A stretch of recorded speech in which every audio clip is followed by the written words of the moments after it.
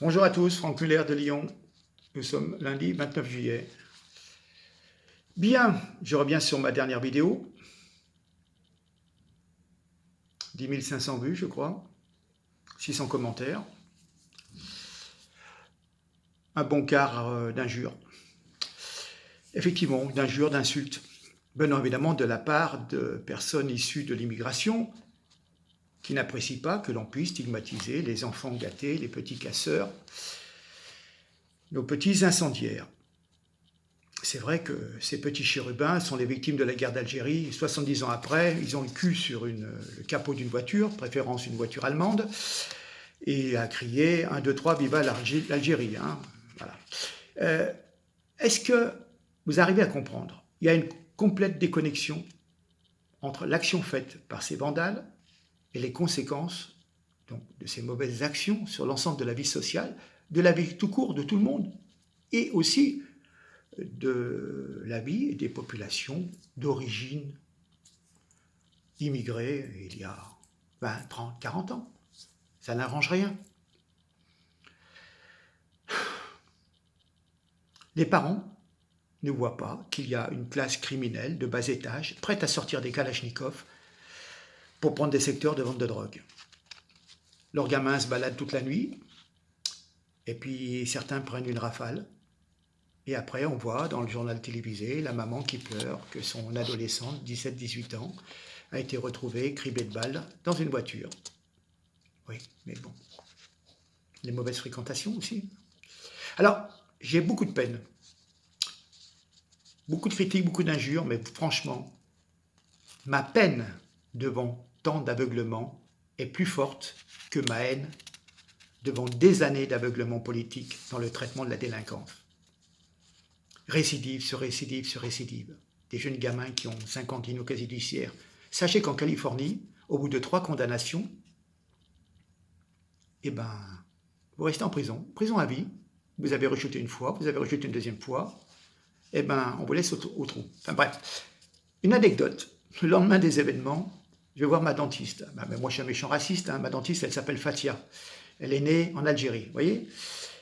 Ben, elle a eu un coup de fil de sa vieille tante qui est restée au bled, qui a pris des nouvelles. Parce que eux, ils savent là-bas qu'on a des enfants qui sont mal éduqués et que cette tatan, elle l'a téléphoné, bon c'est une personne âgée hein, bien sûr, qui lui a téléphoné pour dire alors comment ça s'est passé suite de match parce que on sait que chez vous ça barde et qu'ils mettent le feu, etc. Donc elle s'inquiétait pour sa nièce, vous voyez. Voilà, en Algérie, ce qu'ils pensent de vous, enfin franchement. Alors, je veux bien comprendre que ma vidéo vous a choqué, mais à aucun moment, vous n'appelez à punir vos congénères. Ceux qui se permettent de mettre mon pays, notre pays, à feu et à sang, à chaque fois que l'équipe nationale de foot d'Algérie joue bien, très bien même, tant mieux pour vous. Ou des incendies à chaque 14 juillet, à chaque Saint-Sylvestre. Qu'est-ce que c'est que cet état d'esprit d'Algériens, de Maghrébins, musulmans, je ne sais pas, qui aiment pleurer, se plaindre, se poser toujours en victime, mais jamais n'assument les actes d'une petite partie de gamins mal élevés qui font ce qu'ils veulent. D'ailleurs, n'oubliez pas que certains d'entre vous ont quand même applaudi lors des attentats de Paris, Bataclan ou de Charlie Hebdo. C'était bien fait pour nous. Donc, dans vos critiques, soyez quand même plus intelligents. Réfléchissez un peu. Si les Français s'étaient rendus coupables des mêmes exactions à Alger lors de notre victoire à la Coupe du Monde, peut-être que la police algérienne n'aurait pas hésité une seule seconde à nous tirer dessus. Une police digne de ce nom sait faire respecter le pays qu'elle sert quand il y a des délinquants avec des drapeaux étrangers qui se livrent à des pillages, à des actes de vandalisme intolérables. Aussi bien que ça soit des supporters de l'équipe d'Algérie que des hooligans britanniques ou russes. Enfin, c'est pas du racisme de dénoncer de tels comportements inadmissibles en France. Vous êtes dans le déni. C'est plus confortable de vouloir ignorer les problèmes. Allez voir dans les prisons qui est majoritaire en pourcentage. Hein? Vous croyez qu'il y a beaucoup de blondinets aux yeux bleus qui sont dans les prisons? Ben non, il y a une forte population d'origine, hein, on va encore dire que c'est du racisme. C'est une constatation, c'est les chiffres. Bon sang, mais vous allez comprendre, oui. Cela grandirait certains de remettre en question les comportements déshonorants de certains de jeunes compatriotes. Mais il n'est pire sourd que celui qui ne veut rien entendre. Vous ne voulez pas entendre. D'ailleurs, je reviens sur ma vidéo précédente, la numéro 49. Je ne comprends pas. Franchement, je ne comprends pas. Je me fais insulter. Oui, vous avez dit que c'est les Algériens qui ont tué les Noirs. Vous êtes un sale menteur. Non, mais vous plaisantez, non? À la 3e minute, je dis c'est un Turc qui descendait en centre-ville avec le flot des Algériens, des Maghrébins qui descendaient pour faire la fête, pour voir le match. Il descendait avec eux. C'était un Turc, c'était un supporter. Il avait quand même un maillot de foot. C'était le maillot, je crois, du Galatasaray, mais c'est un maillot de foot. Hein. Moi, vous voyez, je n'ai pas de maillot de foot sur moi. Je ne suis pas supporter de foot. C'était un supporter de foot. Un point, c'est tout. Je le dis à la 3e minute. Mais j'ai au moins 50 ou 100 personnes qui m'écrivent « Ouais, vous êtes un sale menteur, etc. Vous avez dit que c'est les Algériens qui ont tué le Noir. » Mais franchement, vous n'avez pas su écouter seulement 3 minutes sur 27 minutes de durée de vidéo. Mais vous n'avez pas commenté, c'est pas la peine. J'ai répondu pratiquement à 500 personnes différentes en disant « Vous n'avez pas écouté ce que j'ai dit. » Hein. Après, on me dit « Vous faites de l'amalgame contre les émigrés. Oui, c'était festif, etc., etc., etc. » À la 9e minute de la même vidéo, je dis, je ne vise pas l'ensemble de la population, mais seulement ceux qui ont fait l'habitude de faire des débordements. C'est tout.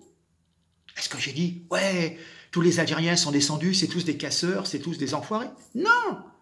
Je dis, souvent, c'est un peu toujours les mêmes qui foutent le bordel. C'est inadmissible. Voilà. Quand vous avez des kebabs qui sont dévastés, c'est quand même des gens, entre guillemets, de chez vous, qui payent aussi les pots cassés. Ou des gens qui ont besoin de leur véhicule pour aller travailler. Mais ça vous paraît pas, non?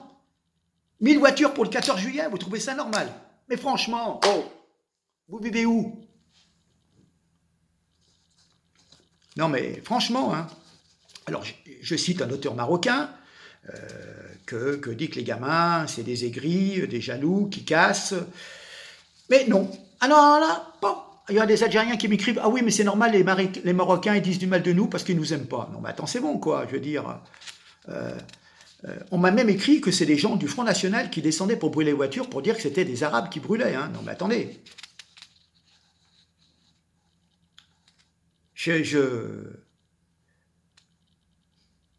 C'est incroyable. Bon, écoutez-moi bien. Pour les incultes, je pense que vous connaissez un héros de la Révolution, Ben Bella. Il y a un autre héros de la Révolution qui s'appelle donc Hossein Aït Ahmed. Hein. Bon, quand même, écoutez bien. L'exode des pieds noirs est une tragédie humaine, une faute terrible pour l'avenir politique, économique et même culturel. Car notre chère patrie, l'Algérie, a perdu son identité sociale. Des religions, des cultures juives et chrétiennes se trouvaient en Afrique du Nord bien avant les arabo-musulmans. Eux aussi qui ont colonisé. Avec les Européens et leur dynamisme, je dis bien les pieds noirs et non les Français, l'Algérie serait aujourd'hui une grande puissance africaine, méditerranéenne. Et là, je reconnais que nous avons commis des erreurs politiques stratégiques. Il y a eu envers les pieds noirs des fautes inadmissibles, des crimes de guerre envers des civils innocents, dont l'Algérie devra répondre au même titre que la Turquie envers les Arméniens. Cette critique a été tenue par le grand Hossein Aït Ahmed, ancien chef historique du FLN, dans une revue éducative qui s'appelle Ensemble, en juin 2005. Voilà. Moi, je me base, voilà, c'est pas le petit franchouillard dans son coin, je me réfère quand même à des choses. Voilà. Hein. Alors, il y a un truc, hein, ce qui est fantastique, c'est que des Algériens m'écrivent en disant « Mais pourquoi vous parlez toujours des Algériens ?» Parce qu'en fin de compte, c'est l'ensemble du Maghreb, il y a aussi les Tunisiens, il y a aussi les Marocains. Et puis il y a des Marocains qui m'écrivent, qui me disent « Ah non, mais pourquoi vous nous mettez dans le même sac il faut parler des Algériens, c'est des drapeaux algériens qu'on a vus, l'air de dire « Nous, on n'y est pour rien. » Même entre vous, vous vous discriminez, franchement. Alors à tous les petits cons, hein, tout de suite, hein, qui me disent « Ouais, la France, elle ne paye pas le gaz, elle pille l'Algérie, etc., etc. » Alors, je vais vous dire une bonne chose. Maintenant, vous allez écouter, vous allez nettoyer vos oreilles et vous allez bien écouter. Hein. En 62, la France a légué à l'Algérie un héritage exceptionnel et non des broutilles et des choses sans valeur.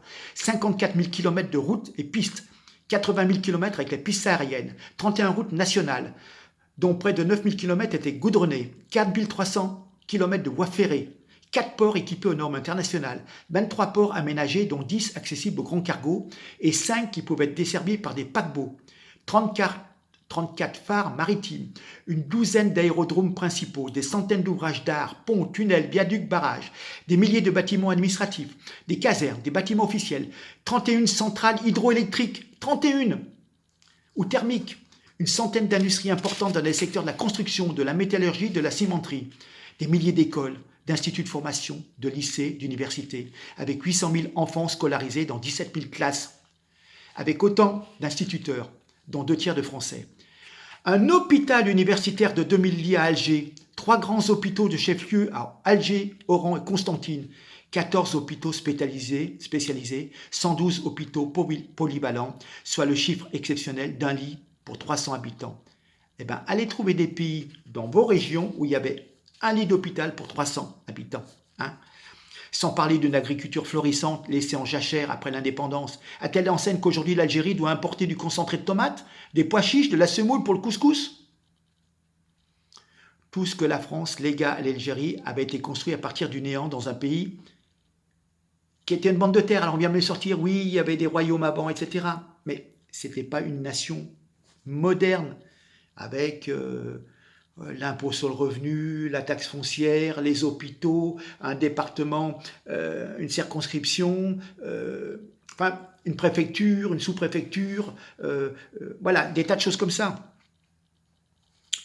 Tout avait payé. Mais qui a payé tout ça? Vous croyez quoi? Tout était payé par les impôts des Français. Alors il y a un économiste a montré en 1959 que toutes dépenses confondues, l'Algérie engloutissait 20% du budget de l'État français. Plus que l'éducation nationale, les travaux publics, le transport, etc. etc. Voyez? Donc, allez, dites-moi, l'Afrique... Non, effectivement, maintenant, il y a des multinationales qui ont des accords, qui pillent l'Afrique, qui en profitent, avec l'aide de ministres et de présidents dévoyés. On est d'accord. Mais quand vous vous baladez en Algérie, et je veux dire... hormis peut-être ces dernières années où il y a peut-être eu beaucoup de problèmes de construction parce que les Chinois sont venus aider et faire des travaux publics et du génie civil. Mais pendant des années et des années et des années, c'était les vestiges des bâtiments des colonies qui existaient. Et puis il n'y avait rien d'autre. Les généraux que vous avez eus s'en sont mis plein les poches et le peuple n'avait rien. Ça bougeait un peu il y a une quinzaine d'années. Mais voilà, quand même. Alors, moi, je vais vous dire en tant que Français, hein, ce que je peux vous dire, c'est que le vendredi soir 19 juillet, hein, dans la folie de l'euphorie de la victoire sportive de l'Algérie, des jeunes sont introduits dans l'église à Saint-Jean-Baptiste de Belleville, dans le 19e arrondissement de Paris. Hein. Ils ont brisé une lucarne, se sont livrés à des actes violents en dispersant sur le sol des livrets de messe ainsi que divers objets comme des bougies, en prenant soin de répandre la cire sur une surface importante au sol. Voilà, donc il y a eu plainte au commissariat, et puis voilà. Mais figurez-vous qu'en France, il y a quand même 3 églises par jour qui sont vandalisées. Alors, je ne suis pas sûr qu'elles soient vandalisées par les petits catholiques, vous voyez? Ok?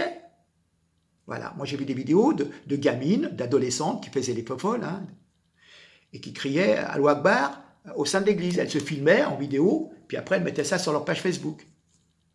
Vous croyez que c'est correct? Après, vous voulez que les gens ils viennent vous baiser les pieds? Non mais attendez, quand même. C'est tout. C'est pas de dire je suis raciste, je me sens supérieur à vous. Mais attendez, merde. On vit dans le même pays. Soyez éduqués. Vous vous rendez compte qu'un gamin, il monte sur une bagnole avec un drapeau algérien. Même ces 4 matins, il y a un pépé, il va voir qu'on lui démonte sa bagnole, mais il va tirer dans le tas. Vous vous rendez pas compte? Un moment, les gens dans la peur et tout, ça peut... Enfin bon. Donc voilà ce que je voulais dire, je souhaite clore, je ne veux pas revenir là-dessus, certains m'ont traité de de tout, parce que sale chien, parce que j'ai osé retirer un commentaire injurieux, alors qu'il est bien précisé que voilà, qu'il ne doit pas avoir de commentaire. Non mais, j'expose des faits. Ça vous plaît pas, vous n'êtes pas obligé de me regarder, hein. Croyez pas qu'un blanc, il va dire « Ah oui, vive l'Algérie, etc. » Tout le monde est le beau et tout le monde est les gentils. Allez, venez chez moi, venez tout casser. Non mais attends, oh. Vous vous rendez compte si on fait la même chose chez vous? Vous allez dire quoi? Ah, c'est des colonialistes et tout, c'est des OAS ou des colons qui veulent venir faire la loi en Algérie? Putain, mais franchement. Puis alors que les gens viennent me dire le contraire de ce que j'ai dit, j'ai bien précisé. Nettoyez-vous les oreilles, j'ai précisé. Il y avait la foule des supporters qui laissaient en ville, les supporters de l'équipe d'Algérie. Hein. Bon, vous pouvez avoir d'autres maghrébins, etc. Il y avait ce Turc au milieu, il a tué le noir en disant « on va vous exterminer, sale noir ». Bon, il a pété un câble, etc. Ok, bon. Mais ce que je veux dire par là, et c'est ça que vous n'avez pas retenu, c'est que, comment dire, toutes les fameuses associations, SOS Racisme, le CRAN qui défend les noirs, ils n'ont rien dit. Pendant 3 jours, personne n'en a parlé. Vous voyez ce que je veux dire? Et si jamais un blanc, raciste, ou militant du Front National, il aurait tué un noir, on aurait dit « Ah, mon Dieu, un acte raciste, oh là là, le méchant blanc », tout le monde en aurait parlé au journal de 20h et tout. Et là, plus personne, oh, on n'en parle pas. Et puis lundi matin, ça ressort, vous voyez? C'est ça que j'ai voulu signifier, en même temps, que il y a 2 poids, 2 mesures, si c'est le méchant blanc, puisque c'est toujours le méchant blanc, vous comprenez, qui vous exploite, et qui est raciste avec vous, et puis vous, voilà, je veux dire, on vous met en prison, mais je ne sais même pas pourquoi on vous met en prison, d'accord? Voilà, c'est simplement ça que je veux dire. Prenez un peu conscience que, bon, quand même, il y a des trucs à pas faire, quoi, je veux dire. Moi, je me souviens, il y a des années, quand je vais dans certaines cités, ils foutaient le feu à l'école maternelle. Non, mais attendez, les petits frères, ils allaient aller où? Et quand on fait brûler des bus, moi je les vois les mamans le soir, les mamans de chez vous qui viennent faire le ménage, elles travaillent et tout, elles prennent le bus le matin pour aller faire des ménages à 6h dans les bureaux. Hein, et des petits cons, ils foutent le feu au bus, ils caillassent, et comme ça, eh ben, les chauffeurs des transports en commun de vos banlieues, ils viennent plus parce qu'ils disent « Ah ben, droit de réserve, on nous caillasse, on vient plus. » Et qui c'est qui est emmerdé pour aller bosser, hein? Eh bien, c'est vous, hein, c'est pas le bourgeois qui habite en centre-ville, qui a son garage fermé avec sa BM, hein, ou qui prend des BPC ou des taxis, hein. C'est bien le pauvre type qui a besoin des transports en commun. Putain, mais, oh, préservez ce que vous avez, déjà. Ça sert à rien de tout casser. Après, c'est vous qui le payez dans vos impôts. Ou alors la mairie, après, elle a moins d'argent, elle donne moins d'aide. Quand même. Bon.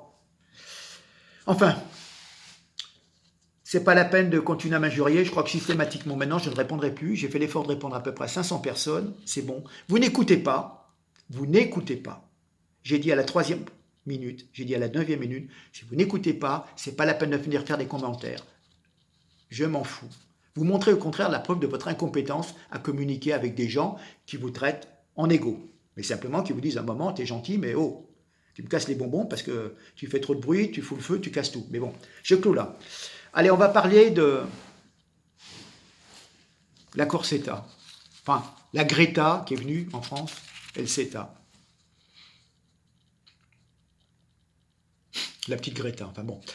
Nos députés, il y a quelques jours, je crois un mercredi, à l'Assemblée nationale, ils ont voté l'accord du CETA. 266 voix contre 213. Même certains macroniens, quand même, ont désavoué le gouvernement en s'abstenant ou en votant contre. Donc, en fin de compte, ils ne sont plus tellement dans la majorité, hein, en fin de compte. Ouais, bon.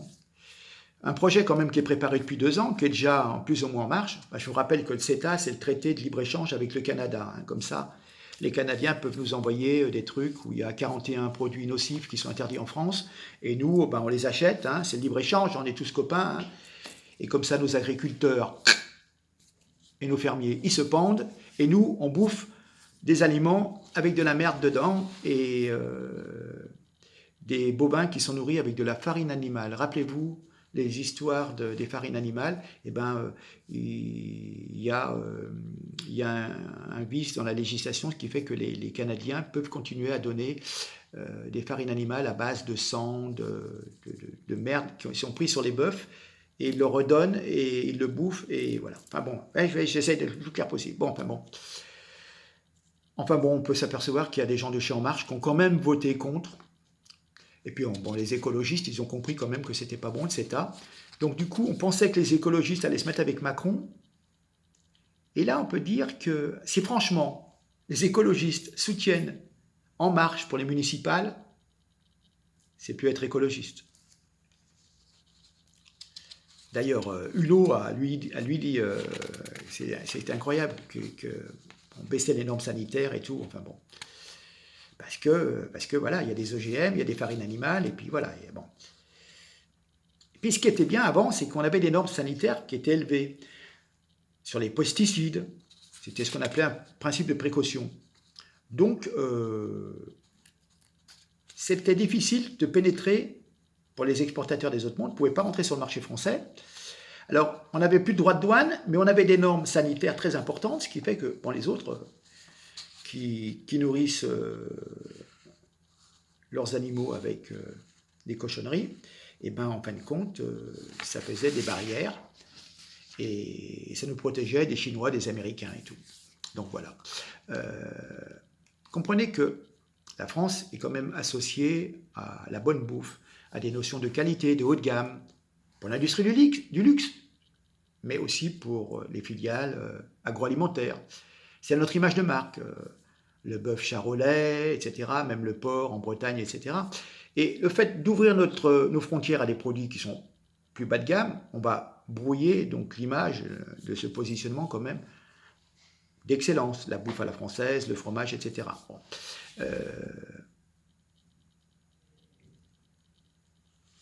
Donc, pour l'instant, ça va repasser au Sénat, mais on est bien engagé, il faut le libre-échange impérativement pour le bien-être des multinationales. Bon, on a vu la petite Greta. Alors, c'est la nouvelle héroïne offerte aux hommes de bonne volonté. Hein, soyez de bonne volonté, elle a 16 ans. Comment dire, elle a pris la tête de la marche pour le climat. Machine médiatique parfaitement maîtrisée par les écologistes. Inconnue il y a 6 mois, elle est sortie de l'ombre à partir de mai 2018, lorsqu'elle a obtenu un prix pour un texte sur la peur du réchauffement climatique. Donc, elle a pris la parole un peu partout pour débiter des fadaises. Déjà entendu 100 fois sur tous les médias. Hein. Il y a un côté phénomène de foire qui attire la lumière. Et on pense que cette jeune fille, déjà, quand elle avait 11 ans, elle avait des troubles compulsifs et elle ne parlait plus. Puis alors maintenant, elle s'est bien rattrapée, bien sûr. Alors, bien sûr, elle soutient tous les groupuscules et intégristes, verts, adeptes du véganisme. On dirait qu'elle est en tournée électorale. Bon, elle n'est pas légitime. Elle est médiatique, c'est tout, mais il n'y a aucune raison de la recevoir. Pas plus qu'on pourrait me recevoir moi ou un autre, je vois pas, bon. Enfin bon, que c'est quand même franchement, cette séance à l'Assemblée nationale était d'un ridicule. Alors, vous ne savez pas qu'à cette jeune fille, on lui a remis un prix de 25 000 €. C'est le prix de la région, puisqu'elle monte, c'est la personnalité de l'année car elle a mené un combat exemplaire pour la liberté. Alors, elle était en compétition avec un écrivain saoudien emprisonné depuis 2012 pour avoir évoqué la liberté religieuse sur son blog. Lui, il est 10 ans au trou. Il a reçu une mi-coule de fouet. L'autre candidat, un Chinois emprisonné depuis un an. Eh ben non, on a décidé que dans les 3 candidats pour gagner le prix, c'est elle, parce qu'elle a dit qu'il faut accélérer la transition écologique et solidaire. Et on lui file 25 000 €. Et on a même proposé pour prix le Nobel de la paix. Franchement, par rapport à des gens qui sont 10 ans en prison, on marche sur la tête. Enfin bon, elle a été reçue par les députés. D'ailleurs, c'est une gamine prétentieuse qui articule avec autorité d'invraisemblables poncifs, pas la moindre proposition, pas la moindre analyse, des imprécations ridicules. C'est une mascotte, quoi. D'ailleurs, certains députés ont exprimé leurs réserves là-dessus. Comment dire, c'est même malsain d'élever cette gamine, une femme de 16 ans, qui vient nous donner des leçons. Alors, il y a une espèce de politique spectacle. Donc, en fin de compte, les gens de 30-40 ans, ils sont plus capables. Il faut demander aux gamins quel sera leur avenir. Non, mais attendez. D'ailleurs, moi, ce qui est un truc qui m'a rendu fou, c'est le même jour, où on signe le CETA. C'est-à-dire on signe pour avoir plus de bateaux qui vont venir polluer les mers, pour faire venir des conteneurs, pour faire venir de la bouffe de merde. Et en même temps, on fait venir la gamine qui parle d'écologie, qui dit que vous ne devez plus prendre votre voiture pour aller bosser, pour faire 15 km, mais on va faire venir des super tankers, enfin des super bateaux remplis de containers avec de la bouffe, ou faire venir de la bouffe par avion. Non mais, vous plaisantez là. Le même jour. Et la dette publique qui va frapper les futures générations, la violence, la lutte contre les passeurs esclavagistes de la Méditerranée. Ça, on n'en parle pas. On vous raconte des trucs. Il ne faut plus prendre voiture, il faut rouler à l'électricité. Mais oui. Hein. Alors, voir des centaines d'élus se prosterner devant une gamine prétentieuse à couette qui débite son catéchisme, c'est vraiment un signe révélateur de la déliquescence de la démocratie. Mais alors, je peux vous dire, la planète est menacée, certes. Hein. Mais alors, la politique et nos hommes politiques qui sont complètement bidons et à côté de la plaque. Hein. Hallucinant spectacle.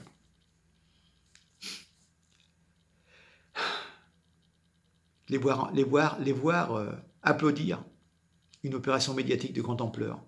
Et du coup, on a parlé de ça et on n'a plus parlé de la ratification du CETA. Alors qu'un ancien ministre de l'écologie, je crois que c'est Hulot, nous dit que c'est désastreux pour l'environnement. Non mais c'est un beau spectacle solennel pour masquer une décision scandaleuse qui va dans le sens contraire justement à l'écologie. C'est du grand guignol politico-médiatique, tout un symbole de la nouvelle politique française, de la mystification.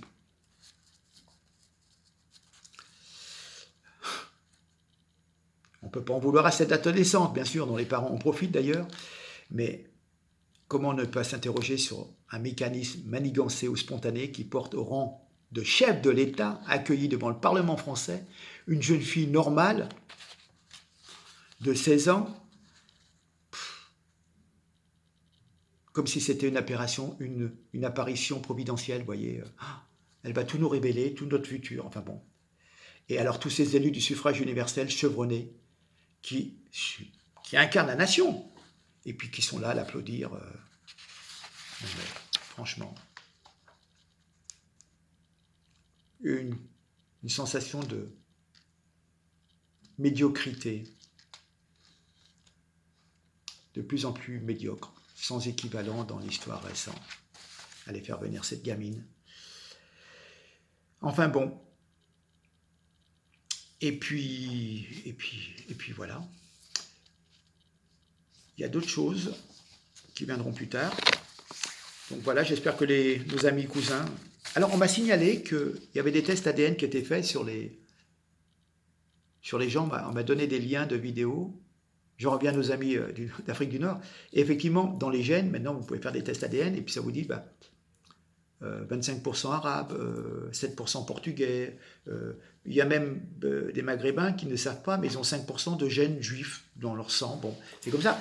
Et donc, c'est là qu'on voit l'extraordinaire, mélange du bassin méditerranéen qui, au fur et à mesure des invasions, n'oubliez pas que nos amis arabes sont venus envahir, sont remontés en Espagne, sont remontés en France, occuper la Sicile, occuper la Corse. Voyez, après ils sont repartis, mais bon, ça a laissé des générations d'enfants, de nouveau-nés, de femmes enceintes, et des tas de choses. Et quelque part, voilà, c'est très très mélangé. Donc, dans le Maghreb, il n'y a pas quelqu'un qui est 100% de gènes arabes.